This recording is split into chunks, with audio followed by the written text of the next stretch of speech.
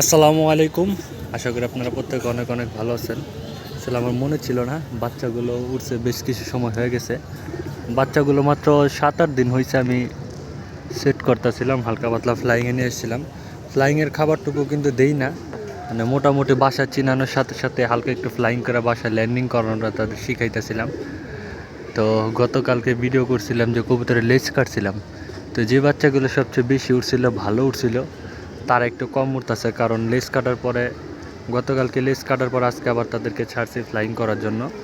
মানে তারা আজকে একটু আনইজি বা আনকমফোর্টেবল ফিল করতেছে, একটু কম উঠতে। তারপর ইনশাল্লাহ আস্তে আস্তে ঠিক হয়ে যাবে। ফার্স্টে নিজ দিয়ে অনেকক্ষণ দৌড়াইছিল, তারপর আবার উঠতেছে, আবার আস্তে আস্তে যে আবার দৌড়াইতেছে।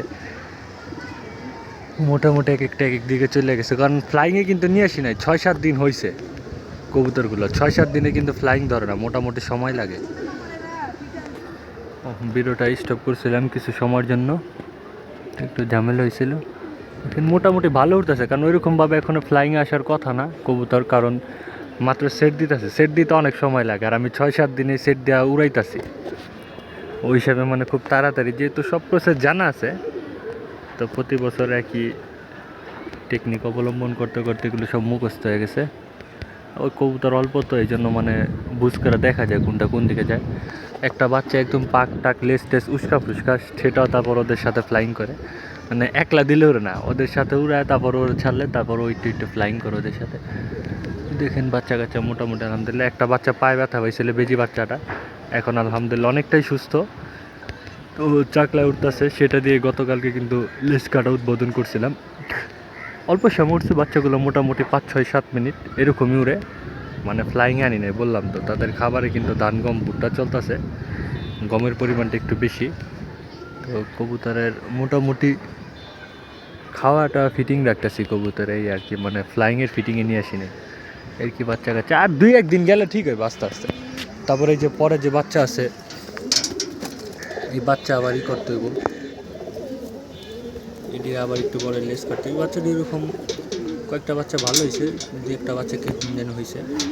তো এই লাল গলা বাচ্চা দুইটা রাখতে চেয়েছিলাম, চলে যাবে আজকেই, চলে যাবে লাল গলা বাচ্চা দুইটা। এক সবাই দোয়া করবেন, যার কাছে যায় যাতে ভালো ভালো একটা কিছু করে। ভালো একটা কিছু করলে ভালোই, আলহামদুলিল্লাহ ভালো লাগবে আমার কাছে শুনতেও।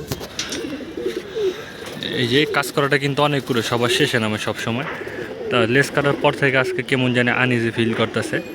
ও সবার পরে নামে, আজকে ও সবার আগে নামছে। তো এই বাচ্চাটাও সবার পরে নামে, আনইজি ফিল করতেছে, এই জন্য তাড়াতাড়ি নেমেছে। আর বাতাস, তো বাতাসে দেখা যায় যে কবুতর অনেক রাউন্ড মারে, নামতে পারে না। দেখেন লেস কাটার ফলে আজকে একটু সুবিধা হয়েছে যে মানে ব্যালেন্স রাখতে পারে।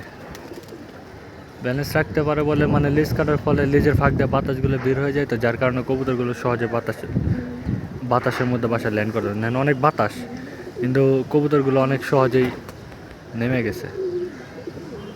যাক আলহামদুলিল্লাহ। এই যে লেজ কাটার একটা উপকারিতা, বিশেষ করে ঝড় বৃষ্টির সিজনে বাতাসের মধ্যে মানে ব্যালেন্স রাখতে পারে সুন্দর। এই দেন, এই কবুতরটা কিন্তু লেজ কাটি নেই, এটা সাকিবের বাঘা বাচ্চাটা বেগি। এটা কিরম দৌড়াইতেছে বাতাসের সাথে সাথে, আর এগুলো কত সুন্দর করে বাসায় ল্যান্ড করছে। এই যে আরেকটা, এটাও সাকিবের বাচ্চা, বাতাসের লগে লগে ওই ওদিক গেছিল, ওদিকতে চলে আসছে।